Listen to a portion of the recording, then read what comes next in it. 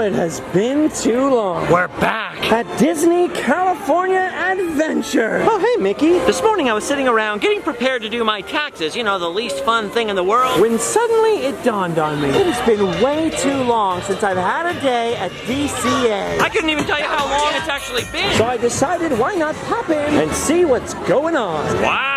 It's a busy day in DCA today. I can remember coming here on days after the park first opened all those years ago. Where this place was a veritable ghost town. But no longer. Over the years, they've just kept adding more and more and more to DCA. And there are absolutely no signs of them slowing down anytime soon. Actually, speaking of new things, while I'm in the superhero neighborhood over here, We really ought to take a peek at their newest addition. check this out. After years of sitting empty, the original old Hollywood and Dine restaurant building has been transformed into a superhero hangar For none other than Marvel's newest hero on the block. Captain Marvel herself. Dude, this is awesome. I've been seeing all kinds of excited little girls and boys and some older girls and boys Talking about the parents. coming to get sick pics with Captain Marvel over here. And holy cow, what a fun one! I mean, look at the size of that backdrop. I regret to say I have not seen the Captain Marvel movie yet. As a matter of fact, I am very behind in Marvel movies in general, embarrassingly behind. But despite a few complaints from the usual suspects, I have actually heard really good things about it. I mean, every Marvel movie I've ever seen has actually been pretty darn good. The look on these kids' faces out here when they're meeting Captain Marvel says it all. People are psyched. This is a very cool, very good use of what was otherwise just an empty building back here. How awesome is it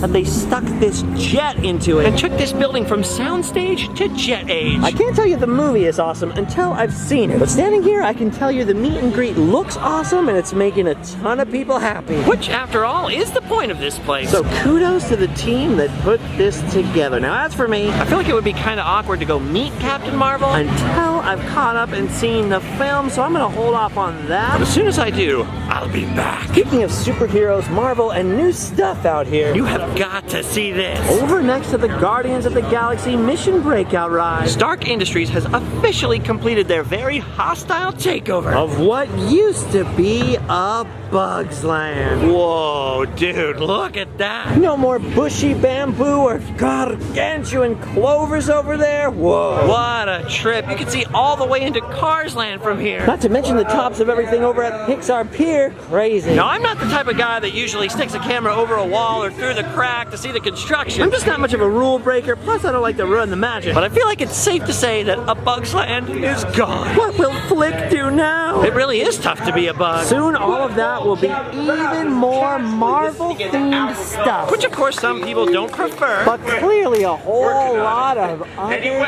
people do. Now, don't get me wrong, Tower of Terror fans, I'm with you. I love the old tower. But I gotta tell you, what they did to this ride was phenomenal. I mean, the ride itself was kind of way more fun now. Plus, as unusual as it looks, It does make for a pretty sick pic.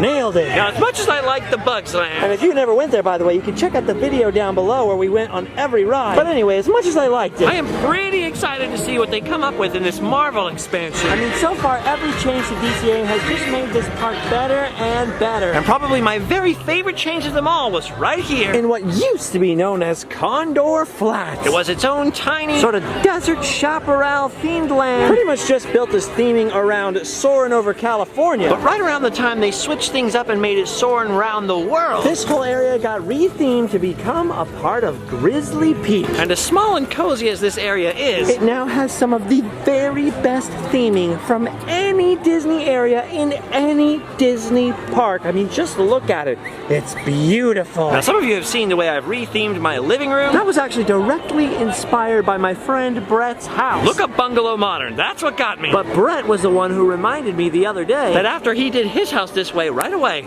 DCA did this. So I knew when I popped in today I had to come by and get some more inspiration. Oh yeah. I forgot about this. I only recently learned that back in the day, the U.S. Department of Agriculture and Disney Studios got together and used Bambi and his friends for a series of Prevent Forest Fire posters. The campaign was viewed as so successful and it was so well liked That it led directly to the Forest Service decision to create their very own character to prevent forest fires. The lovable, the cuddly, but the strict Smokey the Bear. Oh, that's right. You heard me correctly. Disney's Bambi led directly to the creation of Smokey Bear. You could almost say that Bambi is Smokey's father. Not biological, of course. Just inspirationally speaking. Now, we have been trying with some difficulty to find more forest-themed things to put in our forest-themed living room. That's why as soon as my buddy brought this up in conversation, I was like, oh yeah. I gotta head down to Humphreys And see if they got any living room worthy swag. I'm happy to report, by the way, that they do. Check this out. There's a whole bunch of sweet new school Smokey the Bear coasters, a Smokey the Bear wooden sign, even a whole collection of Smokey the Bear socks. Not sure exactly how those would tie into my living room, but at least they smell piney fresh. Weird. You know what?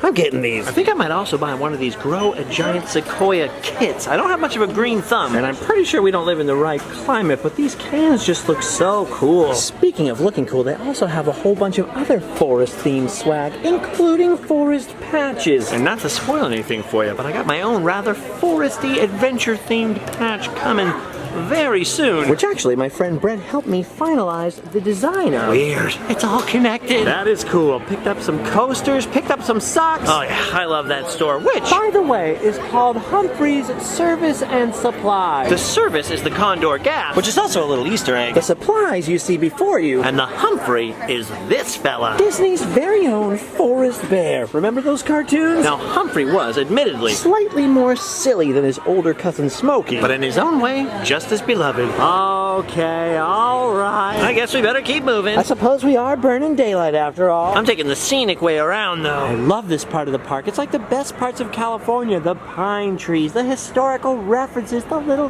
themed details everywhere. The beautiful mountains in the distance. The roaring rapids of a rushing river. Oh yeah, I forgot about that. The rapids are closed for the winter. Oh, and my favorite part. The Redwood Creek Challenge Trail. Complete with giant sequoias. I love this place. Reminds me of some of my favorite places in California. I'm not a huge fan personally of some of the heights in this play area, But the theming overall makes it probably my favorite place in DCA. Also, how cool is it that Chip and Dale We're just out here in the forest playing. Hi, Dale. Look at that theming. Look at that architecture. Vintage California Forest Service at its finest. If you're ever at DCA with children, Make sure to make a stop out here. It's the perfect place to log in. get it?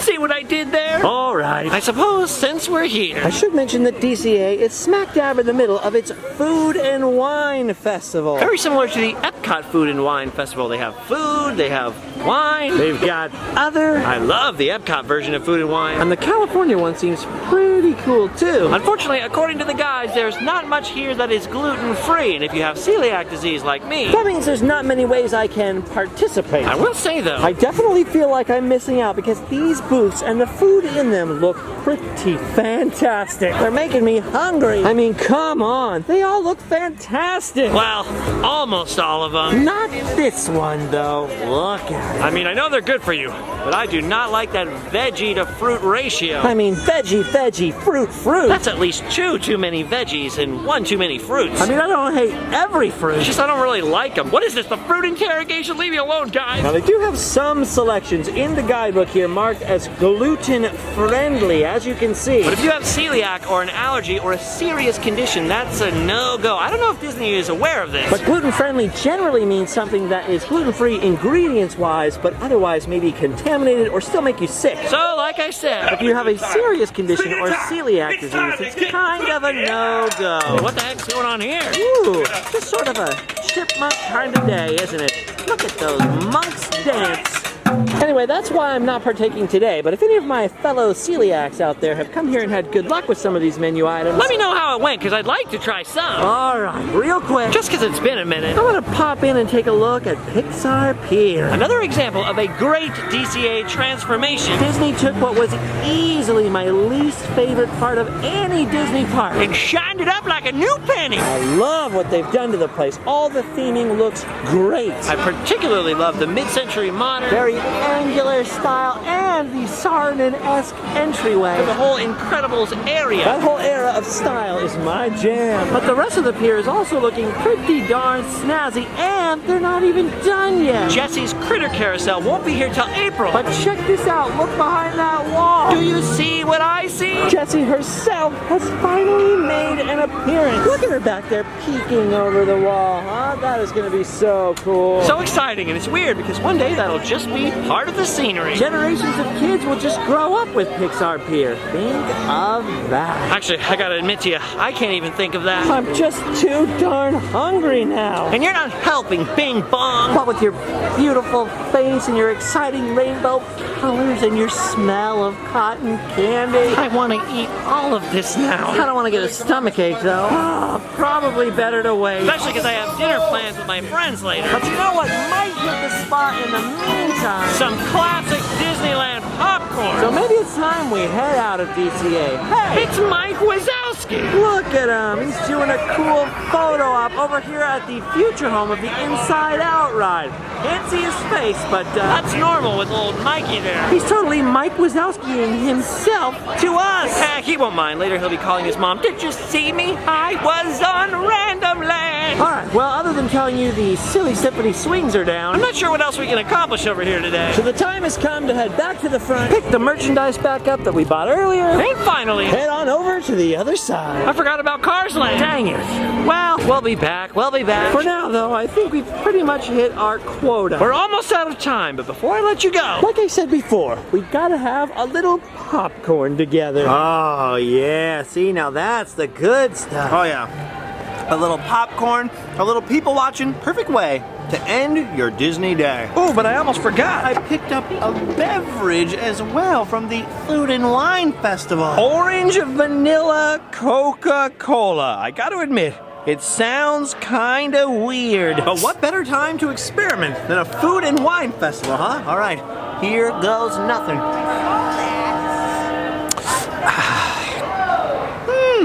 It's not bad. It's just weird. Weird for the sake of being weird. Just like me. All right, gang, well, now that I've tried that, I think I've done my duty. For now, we've run out of time, which means you know what time it is? It's time to go home and sleep well. Goodbye, everybody.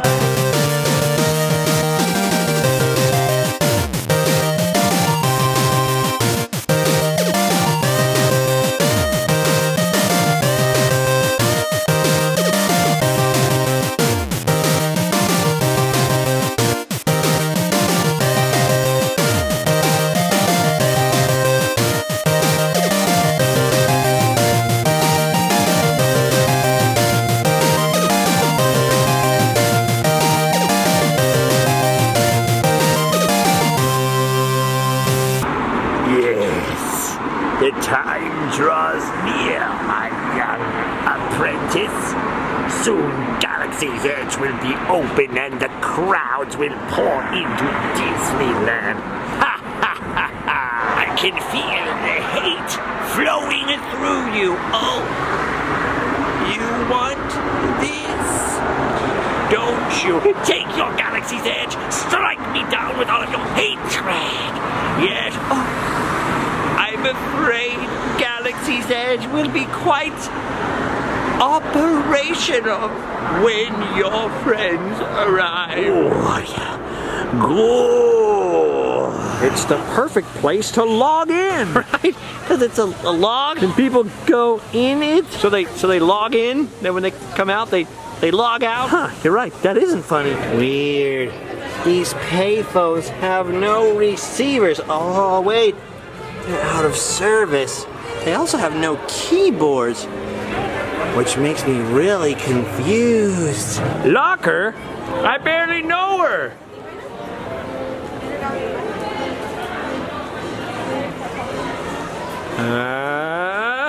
Right? I don't get it either. Personally, I'm even more excited about the new parking garage opened. Ooh, double the pleasure, double the fun. time to go home now, because we're all done. You know what's up, my guy? Get with it.